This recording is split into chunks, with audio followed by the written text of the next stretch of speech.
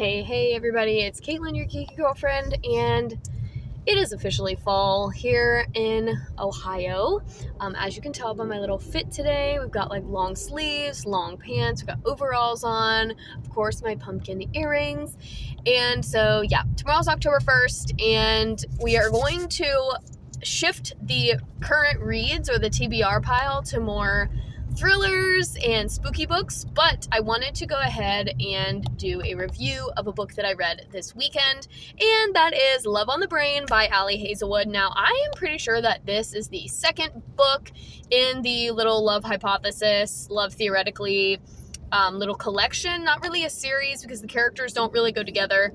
The only thing that makes it a collective is that they all have similar themes, and that is women in STEM are the leading ladies. So I did already review The Love Hypothesis by Hazelwood. If you have not seen that video, make sure you scroll down and check that one out. Like I said, I'm pretty sure this is the second one, but I've heard some different things, like maybe Love Theoretically technically is the second one, but I looked it up and Love on the Brain actually was written first. So there's that. So I read this book, I don't want to say essentially in 2 days, but the majority of the reading was done yesterday.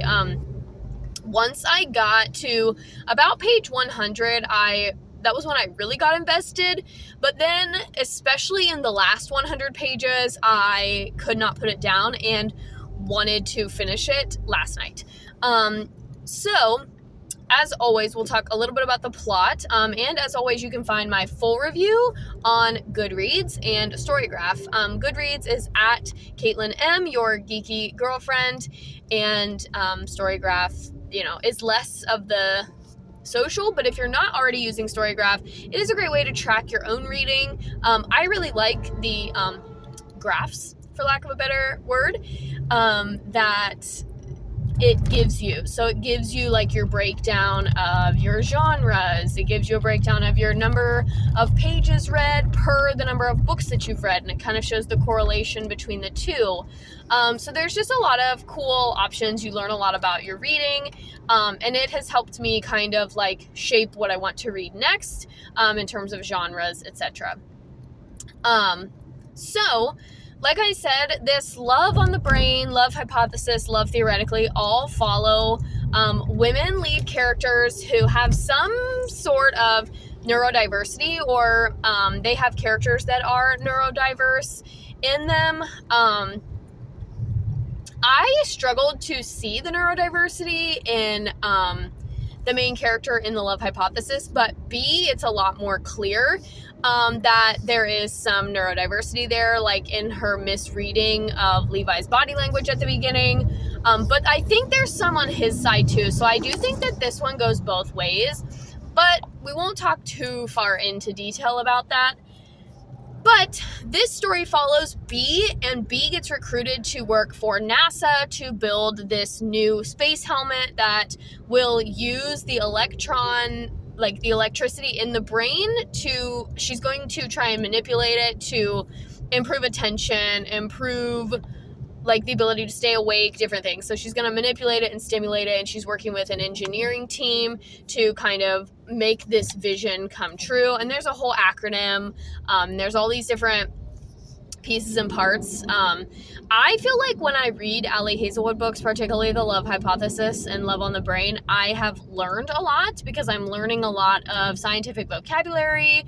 I am learning a lot of like STEM related things, and also I feel like she does a good job of bringing kind of some more controversial topics like the gender pay gap, especially in STEM and academia, talking about issue, like in this book in particular, she brings up the issue of the GRE and how it's not really a good measure of your ability to, like, it is by no means a measure of your IQ or your intelligence, but more so your ability to take a test. And she just kind of raises the question of like standardized testing and if it's good or bad. So I liked that perspective, and I liked that storyline just because I also am anti-standardized testing.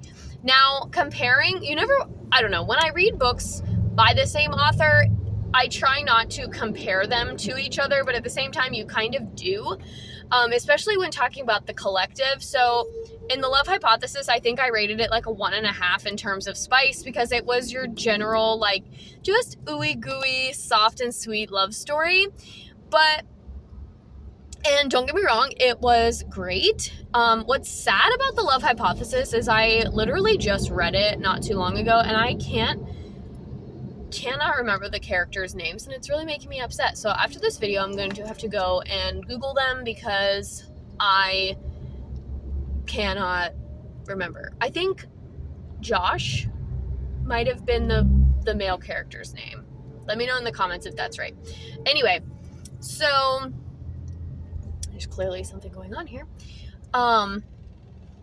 This one, Love on the Brain, was more spicy on different levels. So not only was there more intimacy overall throughout the book, it was more of a slow burn, more of a build-up, because the difference is The Love Hypothesis is a fake dating story, and Love on the Brain is an enemies to lovers, more of a slow burn, and both of them are workplace romance and academic romances.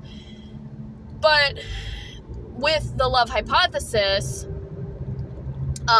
they were like fake dating. But in this one, it 100% is just a slow burn enemies to lovers.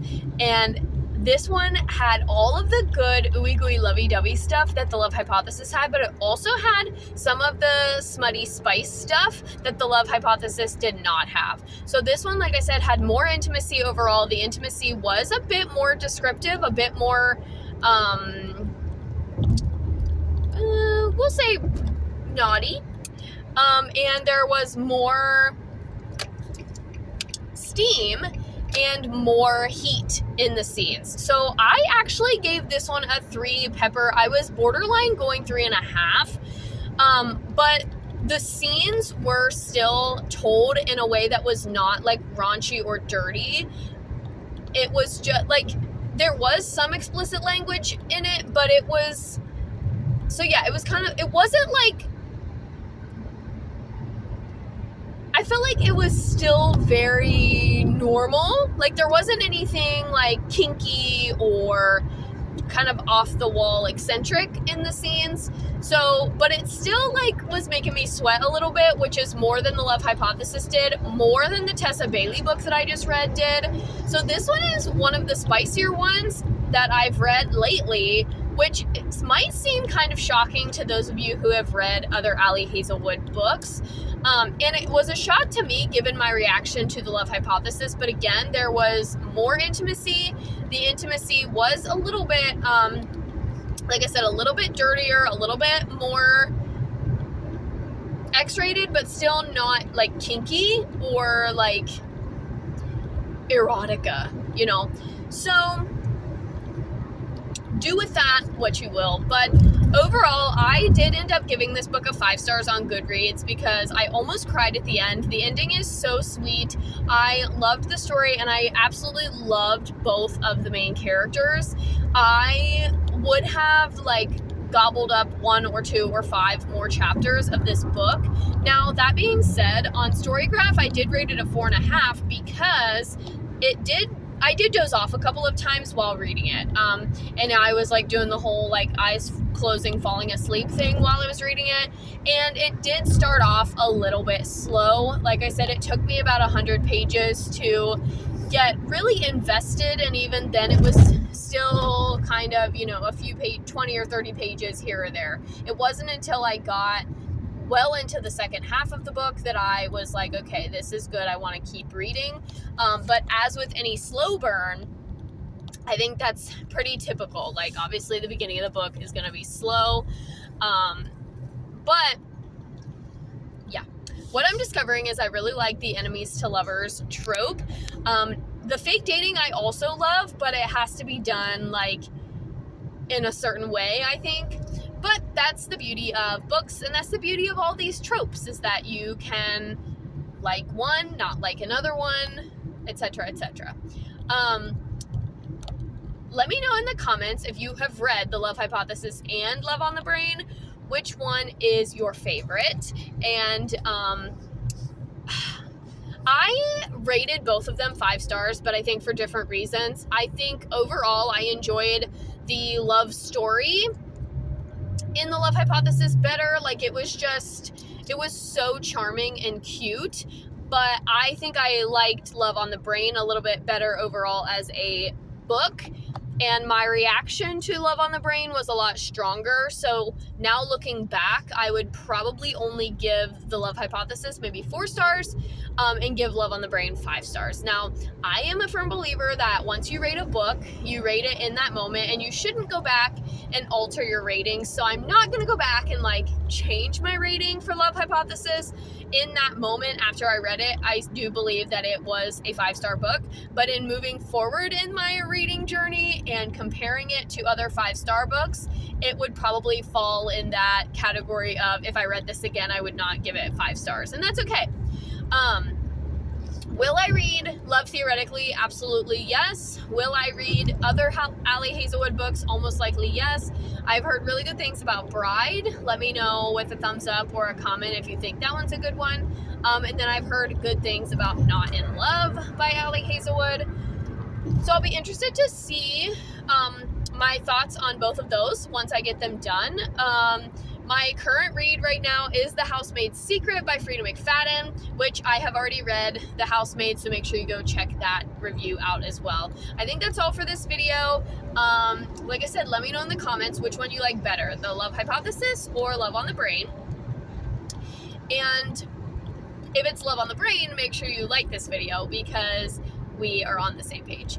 And as always, make sure you hit that red button and subscribe if you like these videos. And I have found that kind of like walking on the treadmill when I did those few over the summer, these videos are really easy to film because I'm just talking to the camera while I am focused on other things, and I just am kind of freely talking. So I found that this is a really good time to film these videos. And in case you follow me on Instagram and you're wondering about the status of my library book stack, I have completed 1. So if you don't know anything about what I'm talking about, don't worry, or you can go visit my Instagram and go to my Rave Reads highlight, because last week I went to the library and ended up, like, I walked in with 1 book, ended up coming out with 4 more books. And there's 1 ready for me at the library again. So I am going to be doing a lot of reading, which with the weather that we're having, it's very dark, very gloomy, very cloudy. So if I'm not reading, I'm going to be watching Halloween movies. And so either way, not a bad way to spend some evenings in the rain. So that's it for this video. Thank you guys so much for watching, and I will see you guys next time.